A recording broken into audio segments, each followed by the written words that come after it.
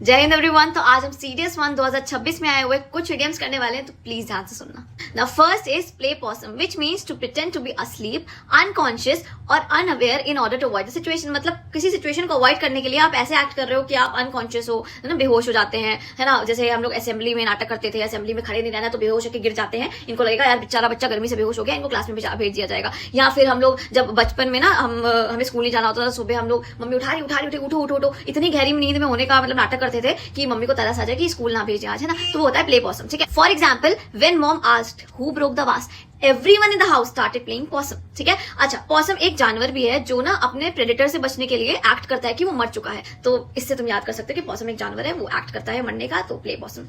Now next is work like a dog, which means to work extremely hard, often for long hours। इसका मतलब होता है कि बहुत ज्यादा मेहनत करना, है ना, मतलब बहुत टाइम तक काम करना, बहुत ज्यादा देर तक काम करना, है ना। वो हम लोग ऐसे जनरली भी बोलते हैं कि अरे ऑफिस में तो ऑफिस वाले तो कुत्ते की तरह काम कराते हैं और मैं कुत्तों की तरह पढ़ रही हूँ, है ना। ये जनरली भी बोलते हैं। तो वर्क लाइक अ डॉग सुन के समझ आ रहा है बहुत मेहनत करना, ठीक है। For example she work like a dog to prepare for the exam. Now next is hold the fort. इसका मतलब होता है टू टेक रिस्पॉन्सिबिलिटी और manage things while someone else is away, ठीक है। मतलब जब एक बंदा जिसकी रिस्पॉन्सिबिलिटी है असल में वो उस टाइम पे उपस्थित नहीं है, ठीक है, तो उसने आपको बोला होल्ड द फोर्ट, मतलब उसकी जगह पे आप उसकी रिस्पॉन्सिबिलिटी निभाओ, आप चीजें मैनेज करो, ठीक है। तो वो होता है होल्ड द फोर्ट। जैसे अब ऐसे याद रखो, फोर्ट मतलब होता है किला ना। तो जैसे मैंने तुमको ऑर्डर दिया होल्ड द फोर्ट, मतलब तुम्हें किले को पकड़ के रखना है, सुरक्षित रखना है। अब ये तुम्हारी रिस्पॉन्सिबिलिटी, जब तक मैं यहाँ नहीं हूँ, you have to hold the fort, है ना। तुम्हें रिस्पॉन्सिबिलिटी निभानी है मेरी तरफ से। तो इस तरह से तुम याद रख सकते हो, ठीक है। For example can you hold the fort while I go out for a meeting.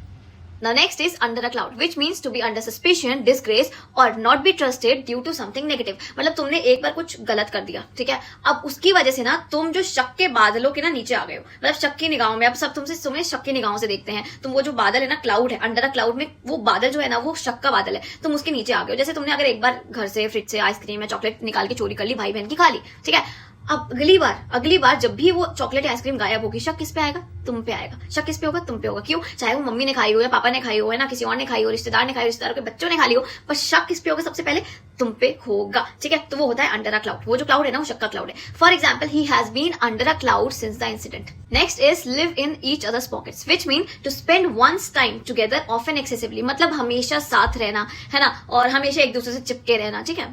Friends भी हो सकते हैं, ठीक है। तो वो होता है live in each other's pockets. जैसे कि स्कूल में होता था ना कि अगर एक को टॉयलेट जाना है तो वही उसके दोस्त को भी साथ में ही जाना है, ठीक है। तो ये होता था। अच्छा हाँ, बर्थडे पे क्या होता था कि अब तो पता नहीं होता है कि नहीं, हम लोग जब टॉफी डिस्ट्रीब्यूट करने जाते थे ना, तो वो एक दोस्त को हम जरूर लेके जाते थे अपने साथ, है ना। क्लास में बहुत सारे दोस्त होंगे पर वो एक दोस्त है जो हमें अपने साथ ही चाहिए, तो उसको लेके जाते थे। तो वो वाला जो ऐसा बॉन्ड हो जाता है ना, तो वो होता है live in each other's pockets. For example they live in each other's pockets after becoming close friends.